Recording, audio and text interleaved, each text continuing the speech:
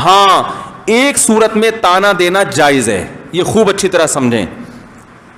ایک صورت میں جب کوئی شخص ایسا فساد پھیلا رہا ہو معاشرے میں کہ وہ نیک, اپنے آپ کو شو کر رہا ہو کہ میں بہت نیک ہوں, لیکن اپنی نیکی کو کیش کرا کے اچھا ثابت کر کے معاشرے میں فساد پھیلا رہا ہو, اس کو تانا دینا جائز ہے اور حدیث سے ثابت ہے, تاکہ اس کو اس کی اوقات دکھائی جائے.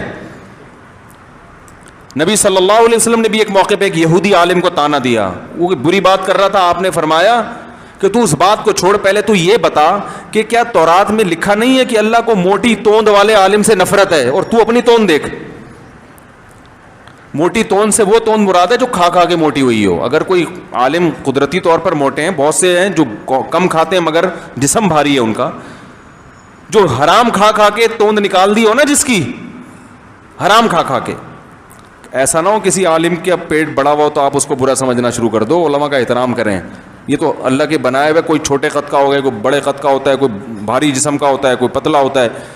ہاں جو کونڈے کھا کھا کے, تیجے کھا کھا کے, اور جتنے مردے مر رہے ہیں سب کا ایصال ثواب یہ کھاتا ہے, ایسے بھی ہیں, اس طرح کے بھی ہیں نا. میں ایک واقعہ نہیں بتاتا, ایک بدعتی مولوی تھا, اس کے کسی کا انتقال ہو گیا, تو اس مولوی کا بھی انتقال ہو چکا تھا.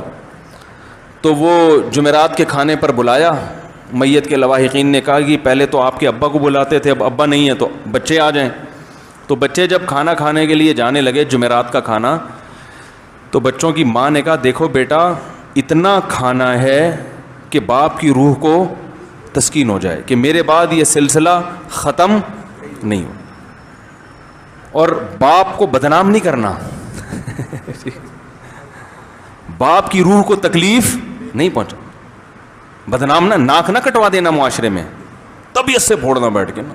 باپ کی روح کو خوشی ہوگی کہ آج میں نہیں ہوں تو کوئی مسئلہ نہیں ہے, مفت کھانے والے میرے بچے ہیں الحمدللہ. تو بچوں نے ماں کی نصیحت یاد آئی, شروع کیا. یہ لطیفہ ہمارے نانا ہمیں سنایا کرتے, حال خود بھی مولوی تھے وہ, ٹھیک ہے نا, مسجد کے امام تھے, اللہ مغفرت فرمائے. بچوں نے طبیعت سے پھوڑنا شروع کیا, کھاتے کھاتے کھاتے کھاتے ادموئے ہو گئے نا, چلا ہی نہیں جا رہا ان سے. اماں کی نصیحت یاد آ رہی ہے. تو بالآخر یہ حالت ہو گئی کہ 2 بندوں کے کندھوں پہ سہارا لے کے گھر آ رہے. ماں نے دیکھتے ہی چترول لگانا شروع کر دی, کہہ رہی ناک کٹوا دی نا, باپ کی روح کو تکلیف دی. بچے کہنے لگے اماں اتنا تو کھا لیا کہ چلا نہیں جا رہا. کہہ رہی کمبختو تمہارے باپ کو اسٹیشن پہ رکھ کے لے کر آتے تھے ہیں, اور تم چل کے آ رہے ہو. اس کو تو لٹا کے لاتے تھے, 4 آدمی اٹھا کے لا رہے ہوتے تھے اس کو. تو نبی صلی اللہ علیہ وسلم نے ایک یہودی عالم کو تانا دیا, وہ اسلام پہ اعتراض کر رہا تھا, باتیں کر رہا تھا. آپ نے تانا دیا کہ کیا تورات میں نہیں لکھا ہے کہ اللہ کو موٹے توند والے عالم سے نفرت ہے؟